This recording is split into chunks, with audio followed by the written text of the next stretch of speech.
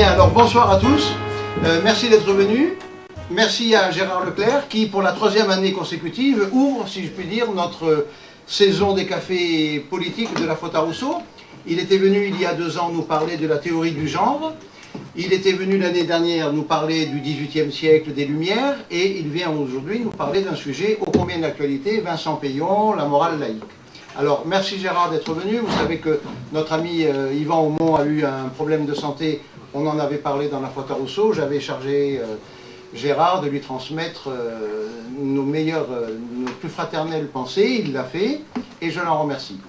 Je remercie dans la salle 2 de nos rédacteurs réguliers, Louis-Joseph de Langlade, qui tous les lundis nous propose une chronique sur l'actualité nationale ou internationale, et également Champsor, qui, de la même façon, traite soit de sujets sur l'Irak, la Chine, la Syrie, la Tunisie, l'Égypte, etc., ou au contraire des sujets plus, dirait-on, thématiques, comme l'eau, le pétrole et les conflits qu'ils peuvent provoquer, la démographie, le terrorisme, les génocides, etc., et qui nous fera cette semaine un papier sur l'Irak, et la semaine prochaine un papier sur le dernier Michel Tribala, Assimilation, la fin, l'échec du modèle français.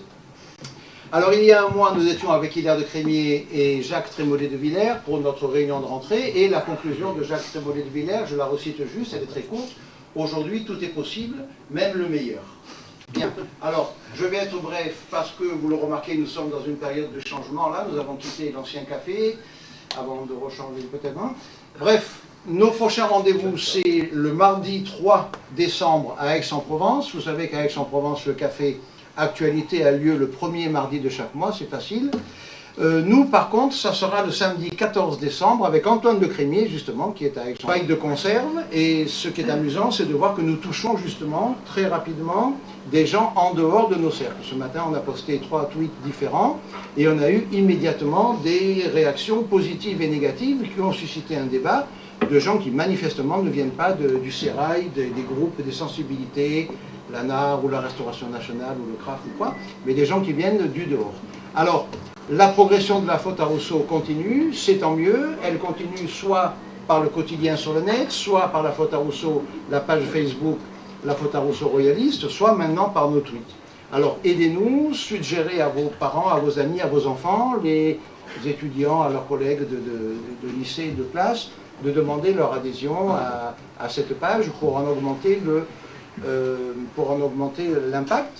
Nous avons fixé un chiffre, un objectif. Nous avons dit que nous voulions avoir 5000 amis. On arrive bientôt aux 2500. C'est-à-dire qu'en un peu plus d'1 an d'existence, on est presque aux 2500 amis. Bon, ça n'est jamais assez rapide. Il ne faut pas s'en satisfaire, mais on peut quand même être satisfait malgré tout. Voilà, je suis très bref parce que nous devrons laisser la salle après. Je passe donc tout de suite. Jean, je n'ai rien oublié.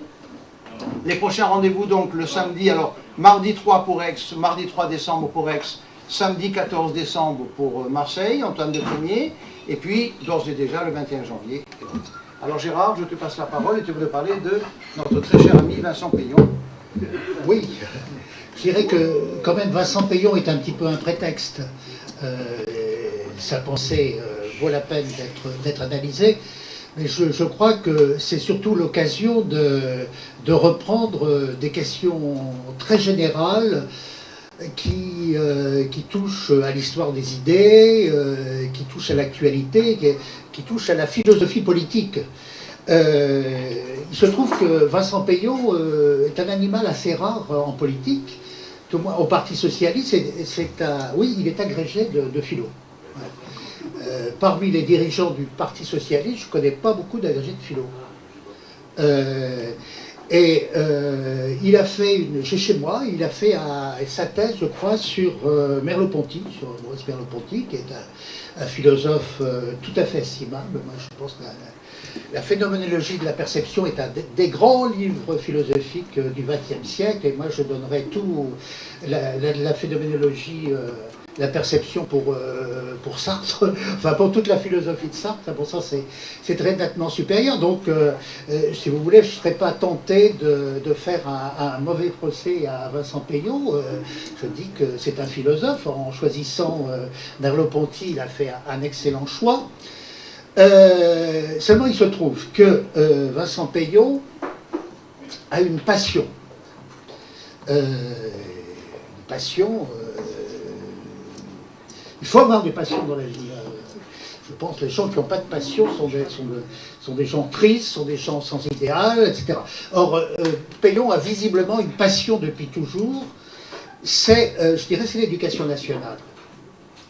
Et parmi les ministres de l'actuel gouvernement, je pense que c'était celui qui, visiblement, attendait depuis toujours ce poste-là, l'éducation nationale. Parce qu'il est fait pour ça, parce qu'il a des idées pour ça, et parce qu'il a sa passion pour ça. Alors peut-être qu'il y a quelques autres exemples, je pense Le Drian, il rêvait à l'armée, c'est sûrement. Mais je pense qu'en tout cas, en ce qui concerne l'éducation nationale, Vincent Peillon ne rêvait qu'à cela. D'ailleurs, j'étais très étonné quand on a appris qu'il allait être tête de liste dans notre région électorale. Mais en ce qui concerne... Ah, voilà. Alors, mon problème est de savoir si, pour lui, si élu tête de liste ici, il va abandonner l'éducation nationale. Ou non, alors il a dit que non. Bon. Alors, parce que justement, ça m'a beaucoup surpris, parce que je me suis dit, ce type qui ne demandait que cela, il trouverait la première occasion pour se défausser. Là, ça m'aurait surpris et déçu d'une certaine façon. Donc, il est en mission par le Parti Socialiste, donc il va récupérer ce portefeuille auquel il est très attaché. Et pourquoi est-il très attaché à ce portefeuille? Parce que il est un des rares dépositaires, je dirais, de l'idéal républicain.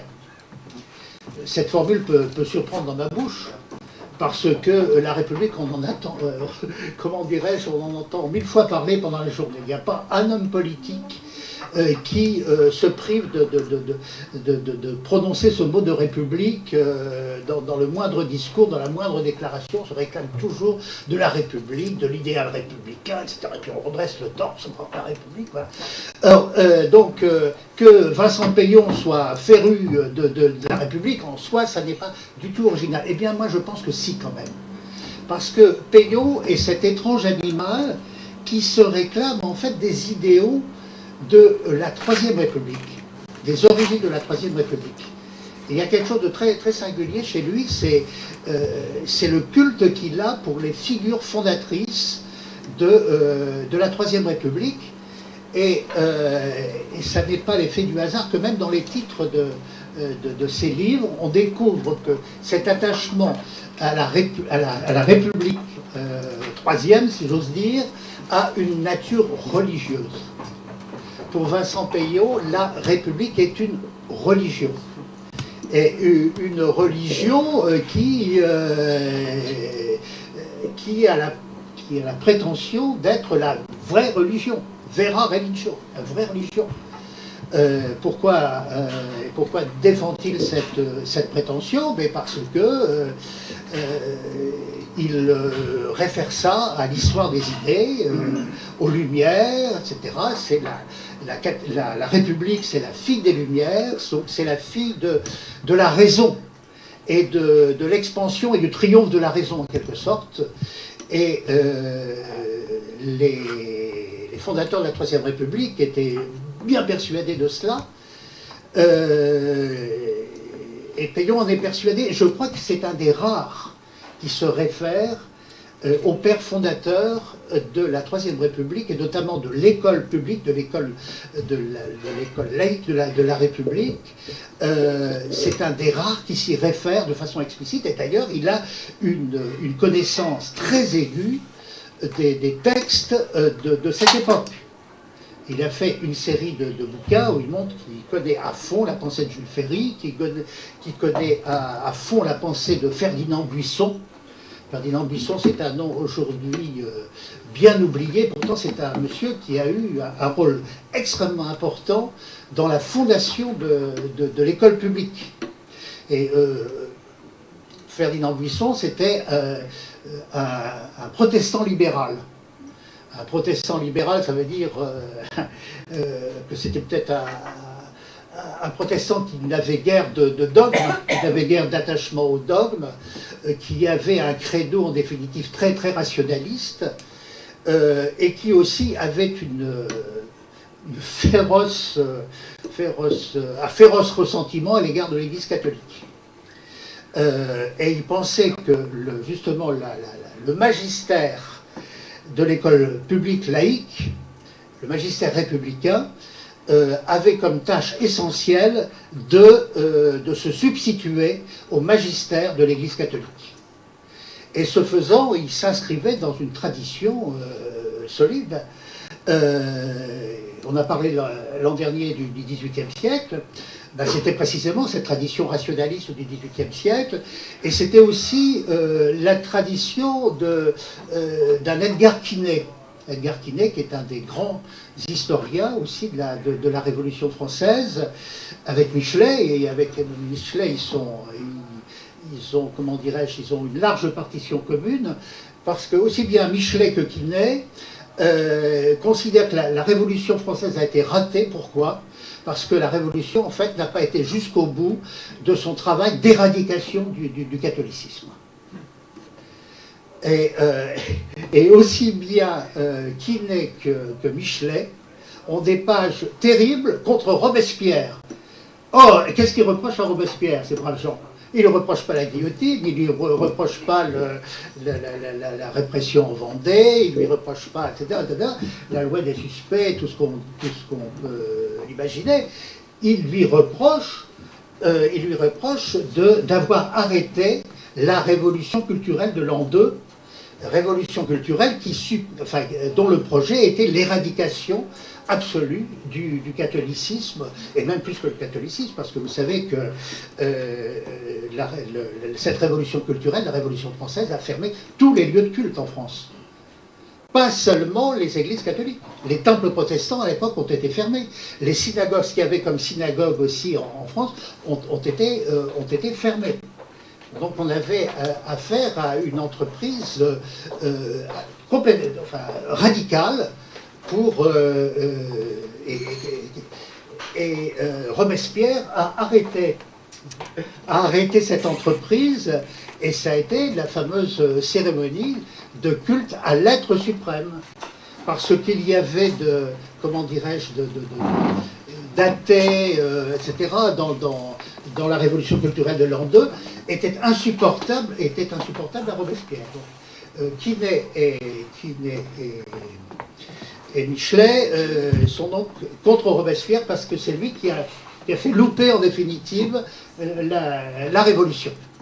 Bon, alors, oui, je pense que notre ami Vincent Peillot, il est dans la ligne d'Edgar Quinet.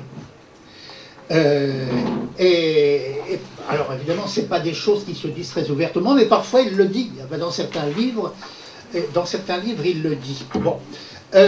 Autre remarque à propos de Vincent Peillot, c'est que ce dévot de la République, style troisième, est un petit peu isolé. C'est un des rares de son espèce. Je ne pense pas qu'il ait tellement, en définitive, de complices idéologiques à l'intérieur du Parti socialiste aujourd'hui. Pourquoi ? Bien parce que d'abord, la pensée socialiste aujourd'hui, c'est un grand désert par rapport aux grands prédécesseurs, aux grands maîtres d'autrefois. Il y a, comment dirais-je, il y a un grand désert. Et pourquoi ? Parce que l'évolution contemporaine a fait que le socialisme a répudié d'abord son ancrage marxiste. Alors, les socialistes étaient souvent des marxistes modérés, sinon honteux, mais l'évolution récente, et notamment le grand tournant de la rigueur de 83 sous François Mitterrand, fait qu'il y a eu une rupture du Parti socialiste par rapport à son ancrage marxiste. Et on peut dire que le grand projet qui était au cœur quand même du socialisme, qui était la substitution au régime capitaliste d'un régime proprement socialiste, cet idéal a été abandonné. Et on peut dire que le Parti socialiste, c'est grosso modo, évidemment on peut faire des nuances, le Parti socialiste, grosso modo, est acquis désormais au libéralisme économique. Et d'ailleurs, ce faisant, il s'est inscrit dans l'histoire contemporaine de la social-démocratie. Vous savez que les Allemands, les Allemands au congrès de Bad Godesberg, donc très tôt, je crois que ça date des années 50, avait répudié toute référence au marxisme. Il a fallu en fait attendre les années 80 pour que le Parti socialiste imite le Parti social-démocrate allemand. Donc, qu'est-ce qui reste de l'idéologie du PS après la répudiation, en gros, de ce marxisme? On se bat les flancs pour définir, en fait, la pensée sociale aujourd'hui. Il y a, on pourrait à une référence au socialisme utopique de Proudhon, etc., pas de Simon, etc., ce qui n'est absolument pas le cas. Alors là-dessus, moi je trouve ça, ça a été déjà fait d'ailleurs, la lecture de Jean-Claude Michéa. Jean-Claude Michéa, qui est un prof de philo génial, Montpellier, qui se montre très bien, mais qui a écrit des livres absolument géniaux sur la culture de la gauche. Alors lui, pour lui, la gauche c'est de la gauche. Il a fait toute une histoire qui fait remonter à d'un autre extrait, mais en gros, si vous voulez, pour lui, c'est la trahison du Parti socialiste par la vieille gauche ouvrière. Et ses valeurs. Et alors, cette gauche ouvrière, elles sont très particulières, puisque l'heure de Proudhon, que Michéa associe à la pensée de George Orwell. Orwell qui met en valeur des concepts communes d'essence. Le grand de George Orwell, de fonder la société sur ce qu'il appelle la commune d'essence, c'est-à-dire une espèce de morale fondamentale, et une morale fondamentale qui est vécue, je dirais, à la base de la sociabilité, au cœur même du lien social. Non pas au sommet, mais pour Michéa, en fait, la vie sociale, elle se vit à la base, dans les relations, dans les relations familiales, dans les relations de proximité, dans les relations de rue, de quartier, etc. C'est là où se vit la sociabilité et où doit se dégager cette commune d'essence. Or, entre cette commune d'essence orwellienne et la morale du Parti socialiste, on en est très loin. Le Parti socialiste aujourd'hui se réclame des fameuses réformes sociétales dont on a abondamment parlé toute cette année, mariage gay, etc., euthanasie, tout ce que vous pouvez imaginer. C'est ça, en définitive, c'est ça aujourd'hui qui fait la seule identité idéologique du Parti socialiste, c'est le ralliement aux réformes sociétales. Mais ce faisant, et c'est ce que dit Michéa, ce faisant, le socialisme aujourd'hui, ça n'est plus qu'une désinence de gauche du libéralisme. Et Michéa explique que depuis 68, en gros, il y a eu une convergence de ce qu'il appelle les libéraux et les libertaires, qui se battent désormais sur des notions communes. Libéraux et libertaires défendent les mêmes lois sociétales. Donc il peut y avoir des différences entre eux, mais ces différences sont minimes, en fait.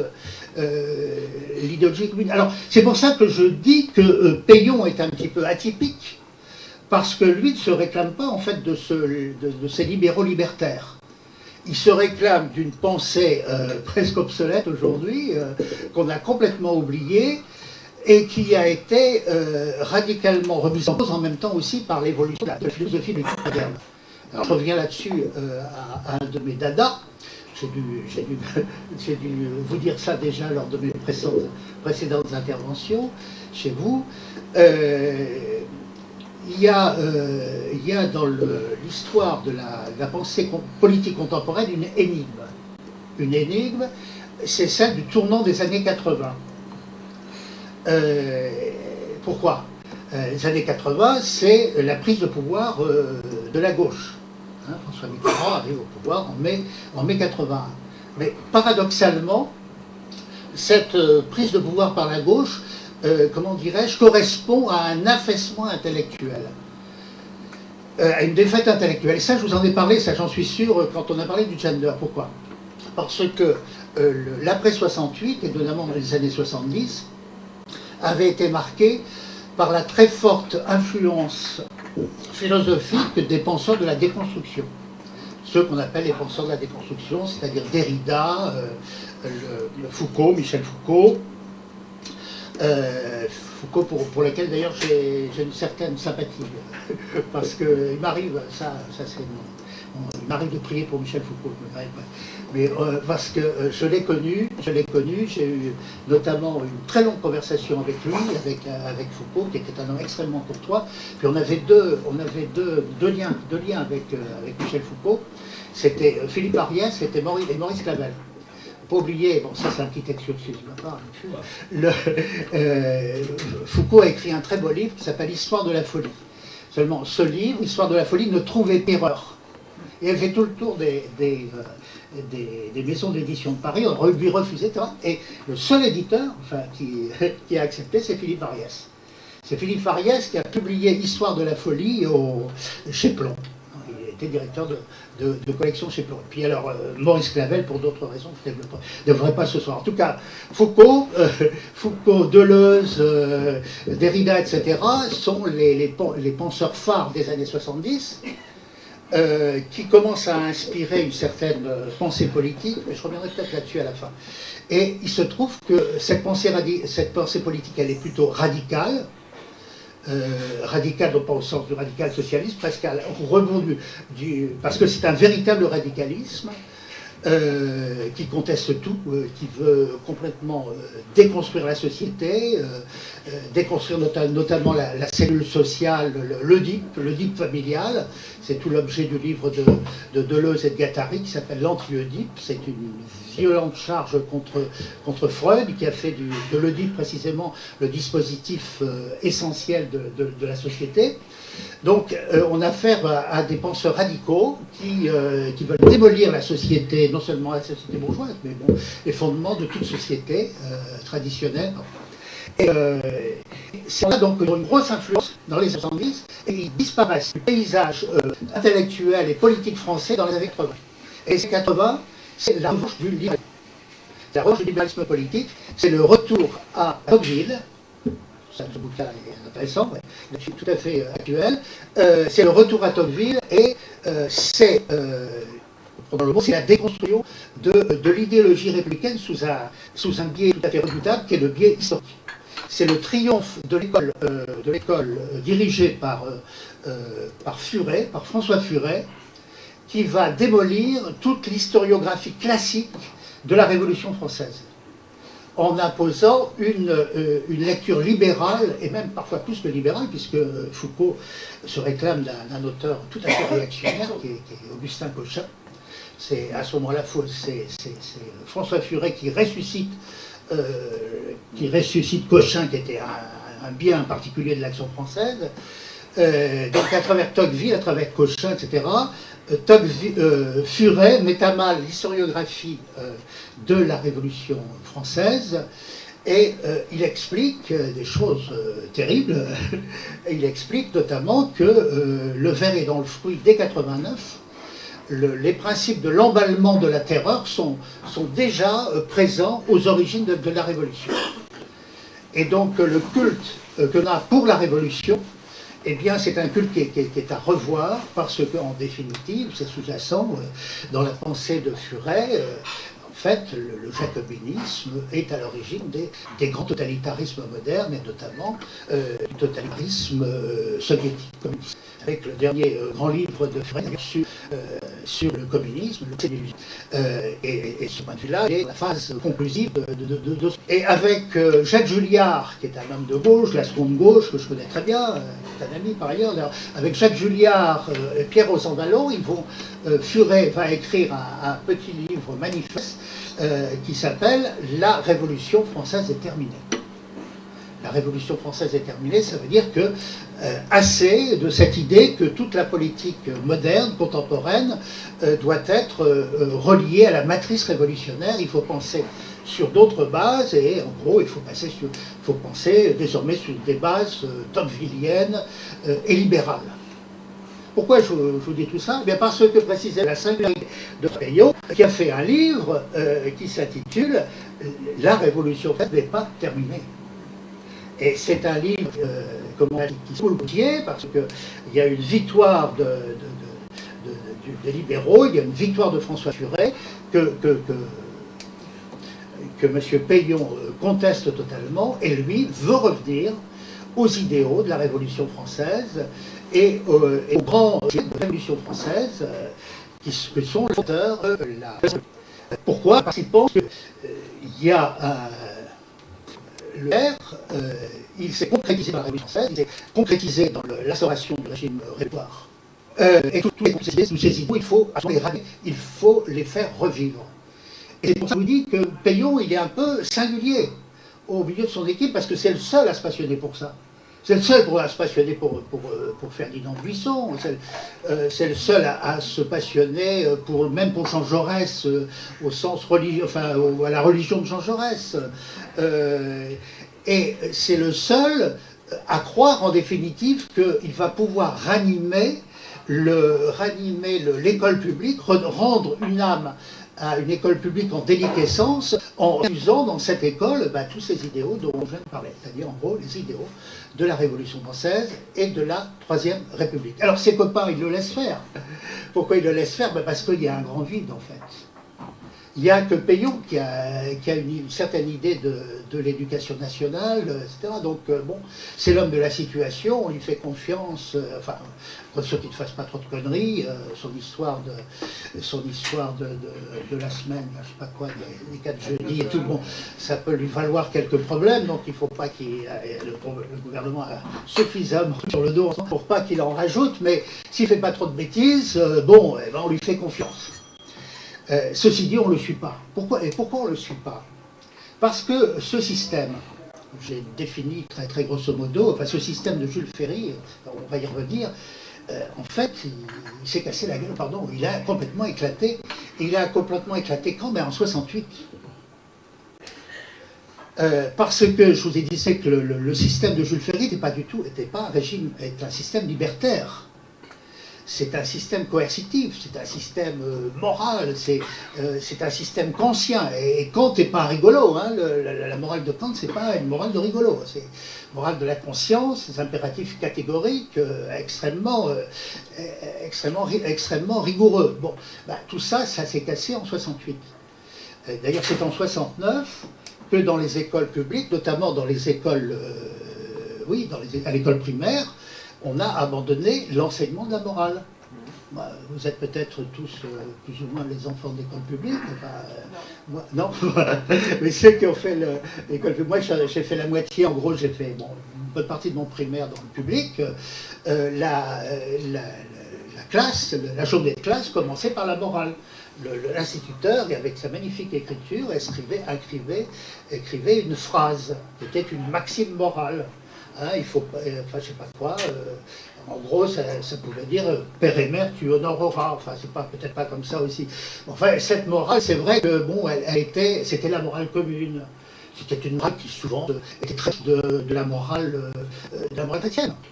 C'est d'ailleurs ce que Sartre, Jean-Paul Projet, Sartre avait une conférence très célèbre qui était dans une petite brochure qui s'appelle « L'existentialisme est un nous ». Dans cette petite brochure, Sartre s'attaque vigoureusement à la morale publique. Il dit que c'est la laïcisation de la morale chrétienne. En fait, on a repris la même morale, on a supprimé le bon Dieu, la référence au bon Dieu, mais en fait le contenu est exactement le même. Et il dit seulement, cette morale, elle ne pouvait tenir qu'avec ses fondements théologiques. On a prétendu supprimer les béquilles, parce que peut-être, je sais pas, Auguste Comte appelait peut-être les béquilles théologiques, mais en fait c'est la même, le contenu est le même. Or, cette morale-là, qui était la morale de tous, elle n'était plus enseignable après 68 ou dans les 60s, dans la civilisation des 60s. Pourquoi? Parce qu'on n'était plus d'accord. On n'était plus d'accord sur les principes, on n'était plus d'accord sur la morale, et les instituteurs eux-mêmes souvent n'étaient plus en accord avec la morale qu'ils avaient enseignée aux mômes. Parce que c'est là un des gros problèmes comment dirais-je, qu'avait soulevé Jules Ferry, Buisson et compagnie, c'était le problème est de savoir quelle morale et au nom de quel principe on va enseigner, le bien vivre aux mômes de l'école primaire. C'était un sérieux problème parce que, par exemple, Jules Ferry était positiviste, comme beaucoup des dirigeants de la Troisième République. Donc, il avait la philosophie d'Auguste Comte, qui prétendait évacuer à tout jamais l'ère, ce qu'il appelait l'ère philosophique et l'ère métaphysique et l'ère religieuse. Donc, on allait faire désormais une morale scientifique, positive, etc.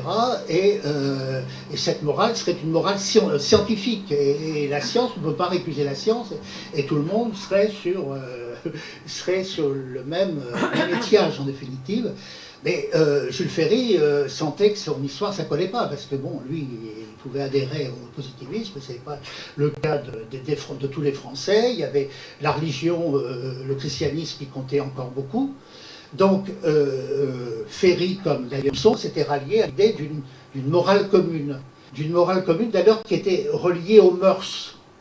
Tout le monde avait en gros une conception de la vie qui se ressemblait beaucoup. Enfin, il n'y avait pas beaucoup. On sait que la famille, c'était le milieu de toutes les valeurs, de la transmission, etc. Bon, l'essentiel restait commun. Donc, ce qu'a voulu Ferry et Buisson à ce moment-là, c'est faire une morale qui pourrait avoir l'assentiment de tous. Et vous connaissez sans doute la fameuse lettre de Jules Ferry aux instituteurs. Un texte extrêmement... Et justement, c'est là à juste titre, je crois, parce que c'est un texte très important et très intéressant, où Ferry explique aux instituteurs que lorsqu'ils parlent à leurs élèves, ils ne doivent en rien heurter leur conscience et la conscience de leurs parents. Il faut être extrêmement rigoureux quand vous parlez aux enfants. Il faut que personne ne soit choqué, ne soit atteint dans ses propres visions, dans ses propres valeurs. Il y avait une volonté comment dirais-je, de rassemblement, d'union morale. L'union morale, c'est un terme de l'époque. Je crois que c'était Desjardins qui avait fondé l'union morale. En tout cas, c'était ça l'idée. Fonder une morale commune à partir d'une sorte de communauté de mœurs, si vous voulez. Or, les 60s, ce qui s'est passé en mai 68, etc., c'est le contraire de ça. C'est la fin de la communauté de mœurs. Et a fortiori, c'est la fin de la communauté de conviction. Et donc l'enseignement public va tirer la conclusion pratique de tout cela, c'est qu'il n'est plus possible d'enseigner la morale aux mômes à l'école publique. Pourquoi? Parce qu'on n'est plus d'accord. On n'a plus de mœurs communes, on n'a plus de convictions communes, donc enseigner la morale n'est plus possible, n'est plus un projet envisageable. Donc on supprime l'enseignement de la morale à l'école. Et puis, plus de 40 ans passés, et Vincent Peillon veut réintroduire la morale à l'école. Alors, je lui souhaite bien du plaisir, parce que c'est pas fait encore. Il va mettre des commissions en route, parce qu'il sait bien que un tel projet, il retrouve les problèmes de Jules Ferry, le problème du consensus. Il ne faut pas que cette morale commune, précisément, soit récusée par certains. Donc, il faut essayer. Comment va-t-on refaire du consensus à partir d'une société profondément éclatée, profondément divisée? Bien, lui pense que c'est quand même au retour à la tradition républicaine, à la tradition ferriste, etc. Ce en quoi il se fait, à mon sens, de grandes illusions. Et il faut ajouter à cela que, évidemment, la situation de Peillon, si proche soit-il des grands ancêtres, la troisième, elle n'est pas la même. Je ne sais pas ce que Jules Ferry aurait pensé du mariage gay. Je pense que ses cheveux se seraient hérissés sur son crâne, comme beaucoup de l'époque. Donc, la question précisément aujourd'hui, c'est c'est de s'adapter à ces mœurs nouvelles et à faire entrer dans la morale commune ces mœurs nouvelles. Donc vous voyez qu'il y a un aggiornamento à faire même de la pensée républicaine classique, et cet aggiornamento, il ne va pas du tout de soi. Là, Peyon, il se heurte à des difficultés pratiques, mais aussi théoriques, tout à fait redoutables. Bon. Je voudrais arrêter un peu sur Vincent Peyon, si vous voulez, parce que, bon, on pourra reparler de ses idées, etc. Mais à partir de Peyon, je voudrais, comment dirais-je, tracer quelques grandes lignes de réflexion de philosophie politique. Notamment sur la question de la laïcité. La laïcité, elle est au cœur de la pensée de Peyon, elle se rattache à la tradition républicaine, mais vous savez quel est le péché originel de cette notion de laïcité.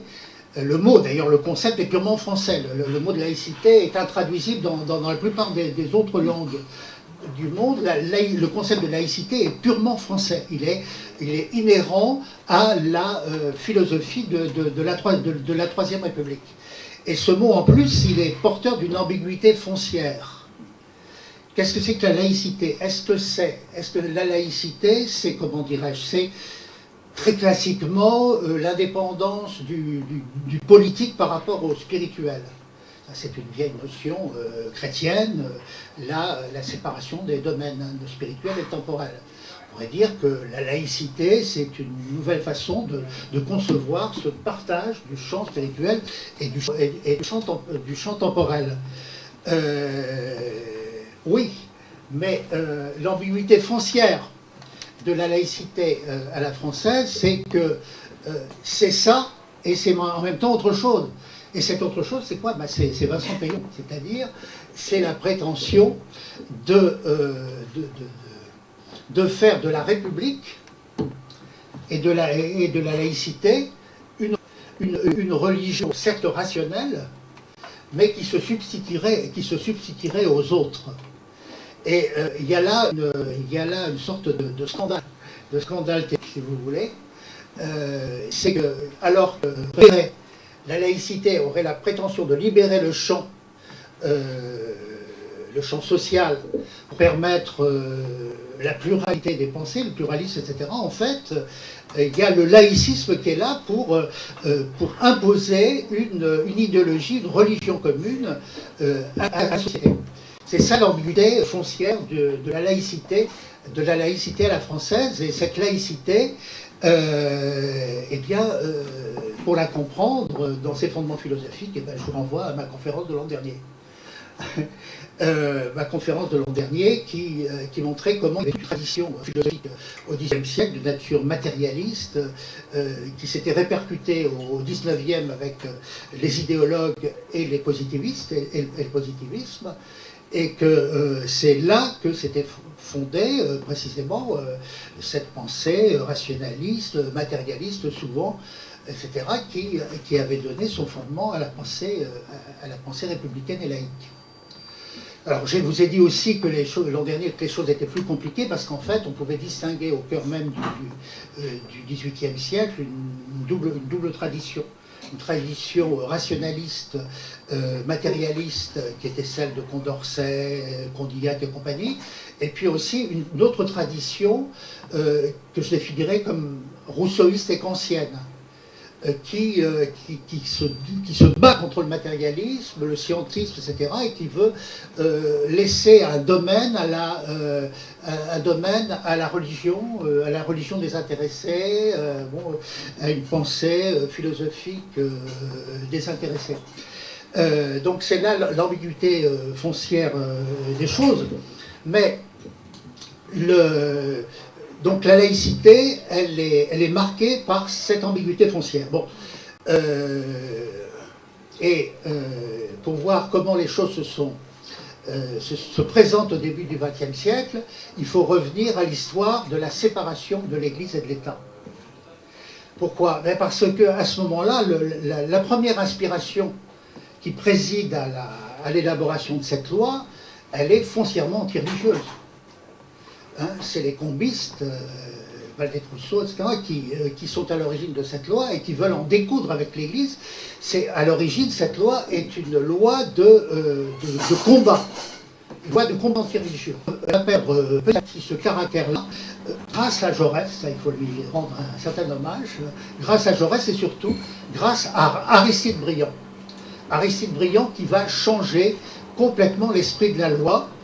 Et alors, à ce moment-là, en fait, la séparation de l'Église et de l'État, ça va être, comme il est indiqué dans la loi, ça va être la séparation de l'Église et des cultes. Et là, pour bien comprendre ça, moi je me réfère à mon maître absolu en ce domaine, qui est Émile Poulain, qui pour moi est le meilleur historien de la laïcité et surtout de la loi de 1905. Il a étudié à fond, qu'il est un des rares à avoir étudié à fond. Il a fait le seul livre qui décortique à fond le texte de la loi, c'est Poulain qui l'a fait. Alors Poulain montre très bien que cette loi, c'est une loi de séparation de l'État et des cultes. Pourquoi? Si vous voulez, c'est une loi de privatisation. Comme depuis 30 ans, on a comment dirais-je, dénationalisé à tour de bras, désétatisé, je ne sais pas quoi, mais la Poste, en grande partie Renault, etc. Beaucoup des grandes entreprises ont été dénationalisées. Et on peut dire que la loi de 1905 dénationalise les cultes. Parce que le culte, sous régime napoléonien, était un service public, comme la Poste. Quasiment comme la Poste, comme l'armée, comme la sécurité sociale, tout ce que vous pouvez imaginer. Le culte, les églises, les religions et des publics. Et les ministres de ces cultes étaient des fonctionnaires, payés comme des fonctionnaires, avec le régime des fonctionnaires. Donc la loi de 1905, elle désétatise, elle dénationalise les cultes, qui sont désormais renvoyés à leur autonomie totale, avec quelques bémols. D'ailleurs, tout à fait intéressant et important. Les bémols, c'est que bon, l'État entretient les cathédrales. L'État entretient les cathédrales de France construites avant 1905. Les communes entretiennent les églises construites avant 1905. Donc, quand il est précisé dans la loi que la République ne reconnaît ni ne salarie, enfin ne subventionne aucun culte, il y a des bémols importants. Hein. Il y a des bémols très importants, parce que bon, ça, je vous dis, les églises, et puis il se trouve aussi qu'il y a le système d'Alsace-Lorraine, il y a la Lorraine-Moselle-Land, il y a aussi les territoires d'outre-mer qui ne sont pas du tout au régime de 1905, etc. Donc vous voyez que c'est ce que montre très bien Poulain, et il dit que d'un principe en fait d'hostilité, on est passé en fait à une pratique et à une prudence en fait. Si vous voulez, je ferai une distinction fondamentale entre la laïcité idéologie et la laïcité prudentielle. C'est-à-dire la laïcité prudentielle, c'est la loi de 1905 qui organise les cultes. Dès lors que les cultes sont libérés de toute tutelle de l'État, comment on va organiser les relations entre la République et les cultes, hein? Donc, à partir de 1905, en fait, l'idéologie laïciste va tendre à s'estomper, même s'il y a encore des borets, etc., s'il y a des flambées, il n'empêche que la pratique, en fait, amène à une sorte de pacification des relations entre l'État et les cultes. Mais il n'empêche qu'il y a des gens qui restent très fermement accrochés aux vieilles bagarres, hein, les gens de la libre pensée et compagnie. Ce qui était assez drôle, c'est quand il y a eu la fameuse cérémonie sous Mitterrand au Panthéon, hein, qui était une cérémonie très étrange, il y avait les gens de la libre pensée qui étaient là en colonne couvrée, comme dirait l'autre, et qui, parce qu'ils espéraient que le retour de Mitterrand, précisément, ce serait le retour à cette laïcité pure et dure. Qui était quand même un des motifs idéologiques fondamentaux de la gauche. Et c'est pour ça que tant de gens à gauche ont mis leurs espoirs dans la notion de grand service public, de réunification de l'enseignement, qui a mis fin, d'ailleurs, le projet qui a été mise à mal par les manifestations que vous savez, et que le président a fini par renoncer. Donc c'est à ce moment-là, cette période 81-84, c'est la dernière grande flambée laïciste où certains ont cru qu'on allait revenir sur la loi de Bray, etc., et qu'on allait pouvoir revivre une laïcité pure et dure. En fait, c'est un petit peu le contraire qui s'est passé. Mais les choses sont plus compliquées, parce que moi, c'est des choses que j'ai vécues de très près. J'ai même eu comment dirais-je, la seule rencontre que j'ai eue avec le président Mitterrand à ce propos. Je pourrais vous raconter ça si ça vous amuse. Donc, donc il y a eu cette flambée des années 81, 80, 84, mais qui a vite retombé. Et il a fallu attendre Vincent Peillon pour qu'on essaye de revenir à cette idée-là. Mais encore une fois, Vincent Peillon, il est très timide. Il est pas timide, Peillon, mais il est surtout très isolé. Et comment formaliser son projet, etc. En fait, il se bat un peu les flancs. Et moi, je suis très sceptique sur ce projet de reformuler une morale commune. On s'aperçoit que c'est pas possible aujourd'hui. Il n'est plus possible comment dirais-je, de faire une morale commune. Ce qui m'amène peut-être à une autre réflexion cette fois-ci, non plus tellement sur le concept de laïcité, mais comment dirais-je, sur le concept de coexistence des différentes familles spirituelles dans un pays éclaté, dans une civilisation éclatée. Ça, c'est un problème qu'on ne peut pas éluder. Et ça, c'est quand même, qu'on le veuille ou pas, la France n'est plus le pays chrétien qu'il était encore au XVIIIe siècle, même au XIXe siècle. Donc on est dans un pays où il n'y a plus d'unité mentale, morale et tout ça, et ça pose des problèmes énormes. On a essayé, on ne peut plus les résoudre, comme l'avait fait Jules Ferry, comme je vous ai dit, à partir d'une unité de mœurs, d'une unité de fait. Alors, qu'est-ce qu'on a essayé de faire? On a essayé de résoudre ça par, comment dirais-je, par ce qu'on pourrait appeler la philosophie et la méthode procédurale. Là, je renvoie ça par la procédure, ça renvoie évidemment à un concept juridique.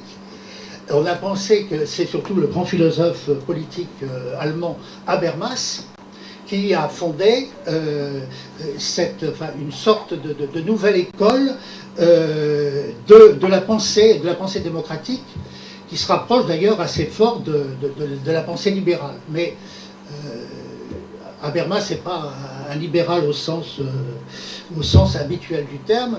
Quel est le fond de la pensée d'Habermas? C'est de dire que dans un pays où les familles spirituelles sont divisées, il pouvait y avoir d'accord qu'à partir d'un débat ordonné. Et d'un débat ordonné, si vous voulez, un petit peu à partir de procédures qui ressemblent un petit peu à celles qu'il y a dans le domaine du droit, dans le domaine juridique. Et c'est à partir d'une discussion bien ordonnée entre notamment au travers de la représentation parlementaire, que l'on arrivera à une décision commune. Et comment dirais-je, le fond de l'affaire, c'est que du coup, c'est plus la violence qui présidera aux rapports sociaux. Ce ne sera plus la loi du plus fort, mais c'est un peu utopique, mais bon, c'est comme ça. C'est la persuasion mutuelle à force d'une discussion bien ordonnée. Voilà. C'est ça un peu le mythe de Habermas, d'une démocratie en fait de la communication. Le gros livre, le gros ouvrage d'Habermas, c'est la philosophie de la communication. Seulement Habermas lui-même, et je vais finir là-dessus, après on pourra discuter, Habermas lui-même est conscient des limites de son système. Parce que cette discussion bien ordonnée, elle n'est possible que dans la mesure où il y a un minimum de principes communs. Alors, lui, ses principes communs, c'est la rationalité élémentaire, disons. Hein. C'est les principes de la raison. Il faut que les arguments échangés soient audibles par tous. Hein. Il y a un minimum donc comment dirais-je, de conditions, de possibilités du débat. Donc, ce qui fait par principe, on écarte tout ce qui est de l'ordre de la tradition et de l'ordre de la croyance et de l'ordre de la religion. On se situe donc dans le domaine de la pure rationalité. Mais Habermas a considérablement amodié son propre système. Parce qu'il pense que aujourd'hui, justement, les fameuses questions sociétales, notamment les questions les plus graves, comme les questions qui concernent la bioéthique, réclament une sorte d'éclairage philosophique supérieur, et lui pense que les grands textes de la tradition religieuse sont absolument incomparables pour la connaissance de l'homme. Et il dit qu'on ne peut pas se passer notamment de la Genèse, de ce grand livre inaugural de la Bible pour penser l'homme. Donc il pense qu'il faut recourir à une anthropologie supérieure dont les textes sacrés nous donnent en quelque sorte l'alphabet, et aucune tradition philosophique ne pourra se substituer aux grandes traditions religieuses. Ce qui fait que Habermas, en fait, il transforme profondément en fait, le système, son système initial, qui s'assouplit, qui s'élargit. Et d'ailleurs, je peux remarquer qu'il y a eu un débat passionnant entre deux personnages, Habermas et Ratzinger. À ce propos, avant que Ratzinger soit pape, il a fait un grand débat là-dessus avec Habermas, et ce débat a montré qu'ils avaient vraiment beaucoup de choses en commun. Et je ferai aussi, pour terminer, alors c'est-à-dire vraiment pour terminer, je ferai référence à un grand philosophe moderne, contemporain américain, qui est John Rawls. John Rawls, qui est un penseur libéral aussi, et qui a fondé toute sa philosophie politique sur l'idée kantienne de la justice. Lui aussi, il commence en fait un petit peu avec les présupposés d'Habermas, qui sont des présupposés rationalistes. C'est-à-dire que, alors, avec la théorie de la justice de Rawls, c'est de dire qu'on ne peut se mettre d'accord sur le terrain politique, sur le terrain de la cité, qu'en se mettant d'accord sur les principes de la justice. En gros, de la justice distributive, si vous voulez, une certaine égalité, pour que tout le monde soit traité le mieux possible, etc. Donc, on va s'entendre sur ce qui est juste. Mais par contre, on ne peut pas s'entendre sur ce qui est bien, et sur ce qui est vrai. Pourquoi? On ne peut pas s'entendre sur ce qui est bien et sur ce qui est vrai, parce que le vrai et le bien, en fait, ils dépendent de systèmes philosophiques ou de religions très élaborées. Et dans le langage de Rawls, il parle de doctrine compréhensive. Doctrine compréhensive, c'est-à-dire des doctrines qui englobent le tout de la vie humaine et qui donnent le sens de la vie humaine.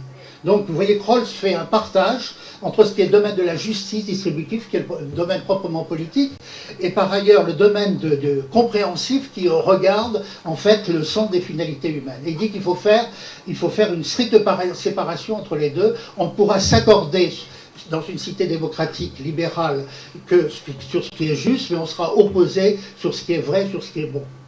Alors lui aussi, pardon, il a amodié son propre système, et c'est là-dessus que je vous laisse, parce que ça pourra susciter notre discussion. Il a fini par dire que son système, en fait, il n'était pas possible, parce que Ricoeur lui avait déjà fait l'objection, en disant il est très difficile de se priver de toute considération de vérité et de bien lorsqu'on parle de la cité. Bon, comment dirais-je, le code civil, bon, c'est un peu la morale quand même. Hein. Il n'y a aucun État qui peut se priver d'une morale pratique. Bon. Et du coup, ben, il faut bien définir un peu ce qui est bien, ce qui est mal. Bon. Alors, Rawls en a convenu, et il est arrivé à une sorte de ce qu'il appelle une sorte de consensus par recoupement. C'est-à-dire que chacun peut partir de ses convictions. On est bouddhiste, on est chrétien, on est je sais pas quoi, on est athée, etc. Tout le monde a ses convictions, mais la solution, c'est de trouver ce qu'il appelle des accords par recoupement. C'est-à-dire qu'on va pouvoir recouper, on va se mettre d'accord sur des objectifs pratiques, mais ces objectifs pratiques, ils ne sont pas en contradiction avec son idée du bien et du vrai. Hein? Chacun garde son idée de fond, mais on peut, en restant très rigoureux, en permettant à chacun d'être fidèle à son idée du vrai et du bien, on pourra quand même trouver les termes d'un accord par recoupement. Voilà. Donc, du même coup, Rawls rétablit, si vous voulez, le religieux qu'il avait et le philosophique qu'il avait exclu par principe. Et alors là, je rajoute un mot, ce sera vraiment ma conclusion. Moi, je trouve ça très intéressant, parce que cette question de la laïcité, en définitive, c'est toujours le rapport, en fait, du politique et du religieux. En général, on a fait croire, et là je vous réfère à un livre qui est très intéressant, d'un monsieur très estimable qui s'appelle Jean-François Chemin, qui vient de faire une autre histoire de la laïcité. En général, quand on parle de laïcité dans l'histoire de la philosophie politique, qu'est-ce qu'on dit? On dit que c'est les guerres de religion qui, au XVIe siècle, en fait, ont imposé la nécessité d'une indépendance de l'État. Comme les gens étaient en train de se trucider au nom du dogme, etc., il a fallu les mettre d'accord, et l'État s'est imposé contre le pouvoir religieux. Et en définitive, la loi de séparation, etc., tout ce qui a suivi, c'est dans cette logique qui fait que l'État exclut de plus en plus du champ commun le religieux pour pouvoir permettre la paix, civile et la concorde, l'entente, etc., alors que les religions divisent. Et c'est un refrain aujourd'hui qu'on nous resserre en disant c'est les religions qui apportent la perturbation aujourd'hui, donc les religions sont des facteurs de guerre. Heureusement que la politique est là pour mettre la paix. C'est ça, en fait, vous allez chez Hobbes, etc., vous retrouvez déjà cette idée fondamentale. Donc la laïcité, en définitive, ce serait une formidable progressivisation qui aurait progressivement refoulé le religieux. Or, Jean-François Chemin démontre exactement le contraire, c'est-à-dire qu'il montre qu'en fait, la laïcité serait plutôt une idée religieuse, en ce sens que depuis même les origines, même déjà sous Constantin s'était converti, mais en fait il voulait mettre l'Église sous, sous la férule de l'État. Et donc l'Église s'est toujours défendue pour recouvrer sa liberté.